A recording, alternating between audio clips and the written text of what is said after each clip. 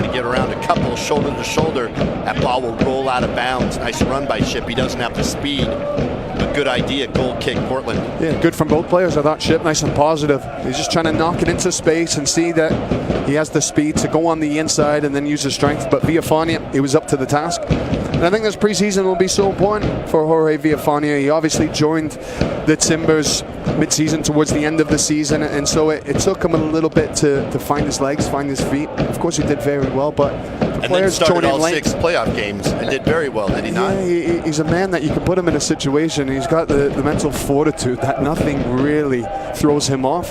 But for a player, you want to have that preseason Blanco. We saw that last year with him to be situated in Portland, have a full preseason under his belts. He just was so comfortable from the off. Bruin from McCrary, top of the box, brought down, but the ball's knocked away into the hands of Attinella. Bruin doesn't like it. I think that was a clean call.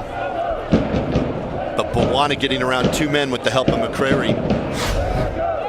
It's a nice move, and just that touch in for Bruin coming across. Cascante gets sold a bit. It's Mabiala recovering in. It looked initially, he's gotten a foot in it. He's also gotten Bruin, but it looks as though there's enough contact on the ball that the referee's made the right decision. Will Bruin doesn't think so. Paredes taking on 4 Sounders. Out left. Not good enough.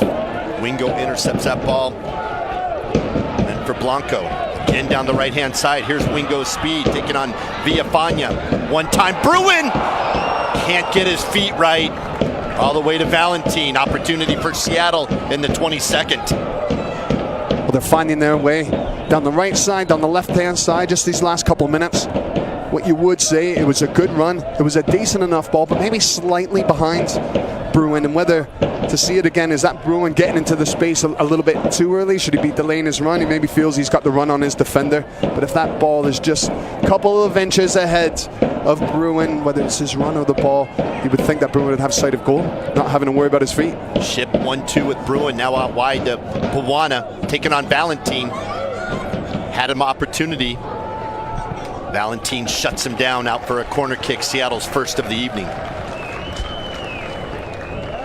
Let's take a look at the cross by Wingo to Bruin, Ross. Well, it's a lovely ball in the space, and Wingo just trying to get across it, trying to lay it into the path of Bruin. A little bit difficult to see, was it behind him, but Cascante, you could see, he was trying to track Bruin as much as he could, get enough of a body leaning on him. Handwala Bawana to take Seattle's first corner of the evening. 5 in the box for Seattle. Floats it back post. Knocked around. Should be and will be cleared by Guzman. McCrary with Valeri on his back. Does what he can. Seattle cleans up, controls the ball here, 0-0 in the 23rd.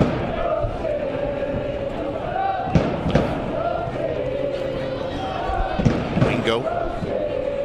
From a Seattle perspective, they're holding their own versus Portland's ones. You know, there's been some opportunities. I think Portland had a couple opportunities they didn't take advantage of in the back line as they're playing out the back. First couple minutes, things have settled down, but wide open match here. It's big incentive for a youngster. When you pick your head up and you talked about players going up against Diego Valeri, all the players for the Sounders, the youngsters, they'll know what Valeri's all about. Wingo, you look at his matchup against Villafania, and those players will get into their mind, if I show well, if I can show my manager that I can do it against regulars of the other team, then he has to consider me when it comes to a Saturday. If he needs me to call on, he can see I did it before, that I've got the skill set to be able to compete. And so that excitement, it lasts. Now, you always do wonder, how long does it last for? Does the quality eventually come through, or is there enough quality in the youngsters and also the energy of preseason, the fitness levels? Are they able to sustain? Knocked forward, chested down by Campbell. Roldan seems to be a calming presence in the middle of the park for Seattle. Haven't seen the ball on the foot of Leyva too much thus far here, just 24 minutes in. Sprayed to the left by Vargas. Bawana corner box left. Roldan looking for Bruin. Knocked away. Out to Blanco.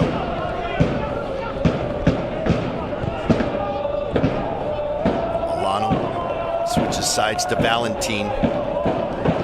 I'm impressed with Milano these opening minutes. He's just simplified his game nicely. That hold-up play, one touch to get out your feet, prepare it. The second touch, he switched the point of attack.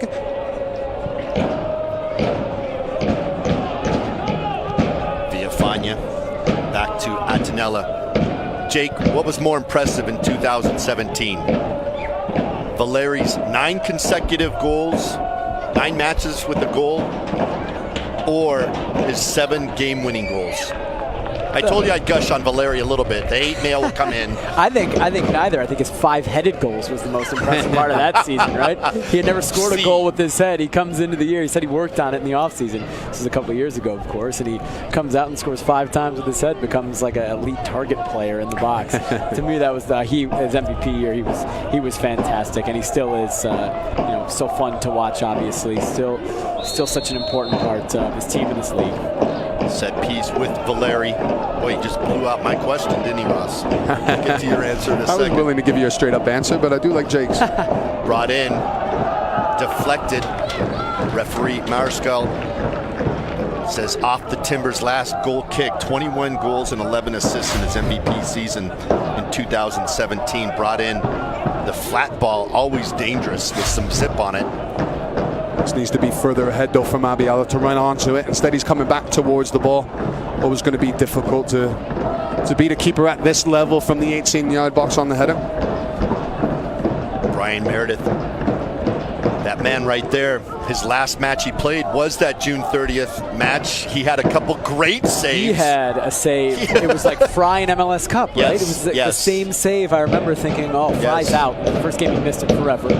One game, can the Timbers take advantage of this? Meredith comes out. Right-handed, I believe, yes. Yeah. Couldn't stop a couple Mabiala strikes as Milano dummies the ball. McCrary smart to it.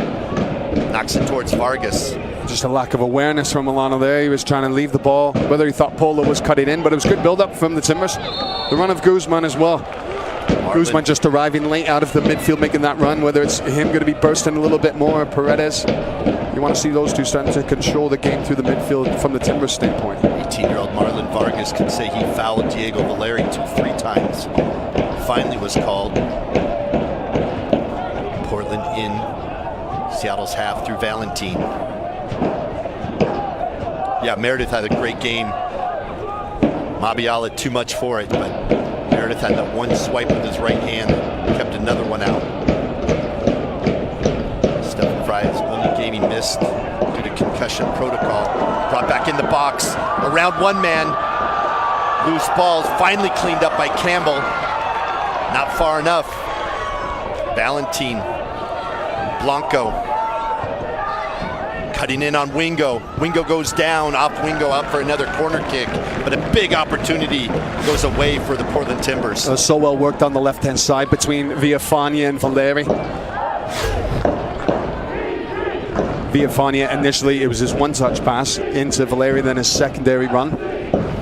Nice combination play. To see that more from Villafana. He almost had a time his runs coming out the left back. Valeri brings it in, headed away by Seattle. Paredes, plenty of space to bring it back in. Does Delem, clears it.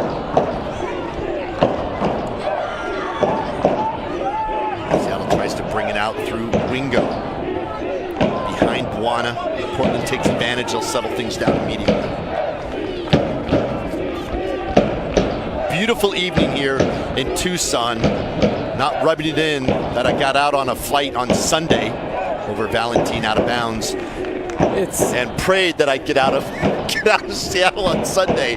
As back in the Northwest, it's just dumping, else, isn't it? Yeah, it's just dumping. And all the locals here were apologizing to me on Sunday that it was 55, and we're so sorry it's cold. I said, I just came from 18 degrees weather. You know what's happening up there. We'll take 55 and clear. It's perfect for the player standpoint as well on the pitch. The pitch is playing nice. You can see it's a nice roll. There's a decent enough zip on it. But also running about a couple of the players, they've got the undergarments. They've got the long sleeves underneath their training tops. So that tells you it's good conditions for them. They're liking to play in this. Seattle in climate, not too hot. Seattle in the second phase. First phase was Orange County back and forth with Seattle at Starfire Sports Complex. And then down here at Tucson, Portland down at Costa Rica of all places, taking on big clubs Saprissa and Herediano. But it's so obvious to go to these places, you know, decent weather, get these guys running, and you know, the pitches, to your point, Ross, the pitch isn't a concern here. I always think for the players, they should never be saying, "Oh, I love preseason." It's not the way it should be. When chatting to both managers for the Portland Timbers and for Seattle Sounders, they say, look, it needs to be a grind, and the grind physically for the players, but we got to do everything right around it. So the travel, the accommodation, the food, the training pitches, they need to be right. They shouldn't have to worry about that. Should be worried about getting their bodies right. Can Milano find a couple guys back post? Can't get through Delem. Campbell to clean it up. Knocked out of bounds by Portland. And Blanco for a throw-in to bail out Sounders on that back line. He's getting himself turned forward, Milano, a few times now. He's just finding nice little gaps down the sides of defenders and looking to get forward and get to goal. Well, your point, when's it going to happen? But Milano's talent showing up here in the 30th, 25, 30th. He looks better.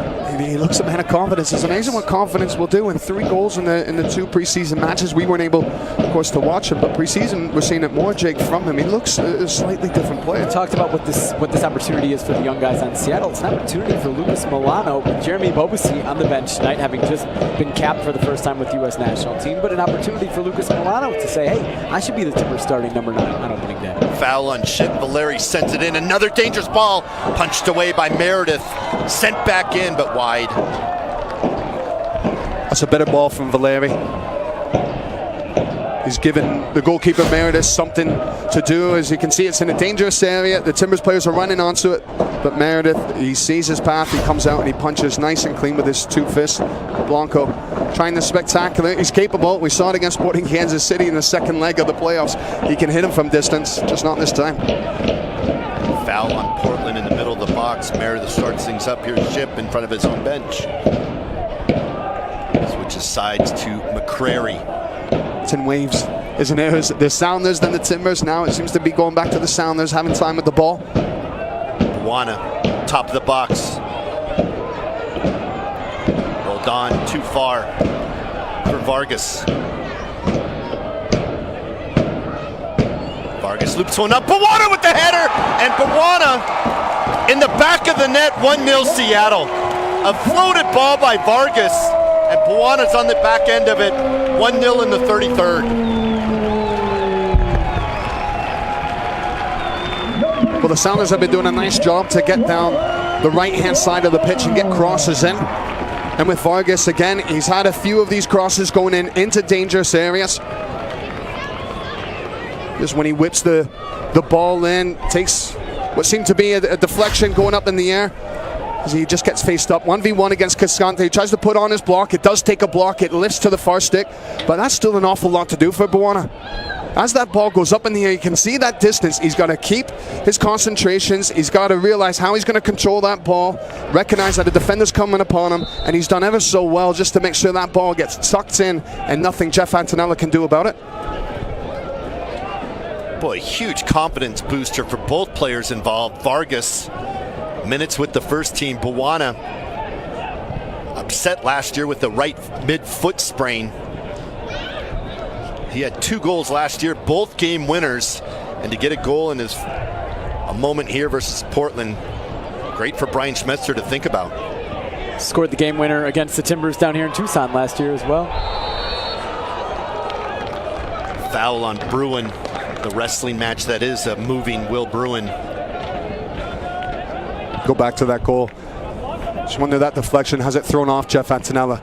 Now on that header at the back stick, I don't think he can do a lot. He's coming across from close range, but I think that initial cross, it's thrown him off because he's expecting a certain type of cross coming, and when it takes that deflection, a looping one, but it's at enough speed that it comes on to Buwana quick enough that defenders can't recover. Offside via Fania. Third for Portland. The ball out wide. Just this cross, and I think this is very positive from Vargas. Has that composure, gets the head down of Cascante, decides to go himself, and there's that cross, And defenders, you can see Buona's at the back stick, unmarked. Valentini's come in to go with Bruin. And Antonelli, he's trying to scramble to try and protect that far post. They're anticipating more of a direct cross, you believe? Anticipating that, you're thinking just the way that Vargas is shaping up, the body shape of the defender with Cascante, you're expecting a certain type of cross. So the deflection, you're having to react. But it's credit to Buona because he's unmarked at that back stick. And Valentini's tucked in that the Timbers defense didn't recover enough. Villafana intercepts. Portland on the move through Valeri. Valentin. Two up top, Paredes and Milano not used. Recycle through the back through Mabiala. Valeri clipped from behind. Alex Roldan, will this be our first card of the evening? It will. Valeri goes down. 36th minute, Alex Roldan receives a yellow card, scraping the back of Valeri's right leg. Roldan offering an apologetic handshake to allow Valeri to come up. Valeri wasn't having it. As that ball comes in. Roldan just a little over eager. It's that dragging left foot just coming through the back of Valeri.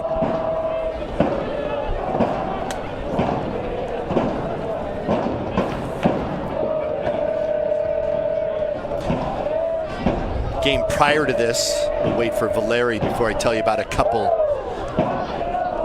red cards I saw prior to this match. Valeri, another great ball, sent in, loose ball. Foul on Portland. Mariscal saw something, possibly on Mabiala. Big man up front. Ryan Meredith takes immediately. Two red cards in the match previous, and Sporting KC in Houston. Romel Kyoto, a red card for a straight leg. I mean, cleats up, tough call, and what a game wouldn't be without Roger Espinoza not getting his second yellow. He finished 10v10, 4-1 win for Sporting KC. As a number of MLS squads are down here in Tucson. Beautiful fields, beautiful weather. Why not bring your MLS squad down south to prepare for the season? You think about those red cards, and these players will carry a maybe the feel of redemption for all the times that they do see one another, whether it's preseason or for some teams, you know, in prior years seeing one another 3 times in a season, and so you're getting an awful lot of one another. And so if a tackle goes in at some point and you're on the receiving end, you just log that and you think, right, I'll have my chance because I know I'll come up against you today. And not to say that's happened, but there has been chippiness in this preseason, and you just wonder if that's a carryover from prior occasions and prior coming togethers. Those two teams are closer to starting play also. Yeah. They start CCL next week, so this tonight was Houston and Kansas City's kind of final tune-up before their season really starts. They've been in preseason a little longer. It's been pretty cordial and tame tonight, as you'd hope in the preseason. Sure. And then to your point, Ross, you can also remember this in May and April, May, and June at Providence Park or what their Children's Mercy Park when Houston comes to town. Cuts the corner. Is it a PK? It is a PK. Brought down. Delem says it was outside the box. It wasn't. Referee Mariscal calls a PK. Well, he's certainly not arguing Delem about there being a foul. He's arguing where the spot is. That initial contact, it's close. Now Andy Polo, he continues his run into the box, but you need to look at that initial contact. When I saw it initially, I thought that Delem may have an argument slightly outside of the box. There definitely is contact. It's a nice run from Polo getting in behind. There's video review down here as well, we should say, in Tucson, so they can look at this. It looked like initial contact maybe just outside. The line slightly is inside, correct? So it did look, and maybe there is a conversation here. Fotis Pazakos is the video assistant referee, and Mariscal might be having a conversation as we speak. We'll see another replay. Just look, when Andy Polo goes beyond, watch the right foot of Jody Delem. Now he's putting his body in. Now when it comes across, it's his left foot actually catching the right foot of Andy Polo. And that for me is outside. Now Andy Polo, he continues his run and he falls inside, but that is enough that it's outside of the box that it should be a free kick. And Jonathan Campbell saying that to referee Mariscal. how about have a conversation? Can we look at this? And Mariscal saying it's my call, and the call stands. Diego Valeri up to take this on Brian Meredith here in the 40th minute to knot this match at 1. Whistle blown. Valeri steps back of the net.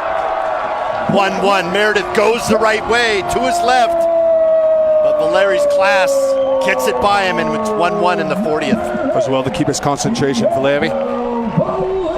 Just with the Sounders players getting around the referee, there's a little bit extra time for Valeri to think about his spot kick.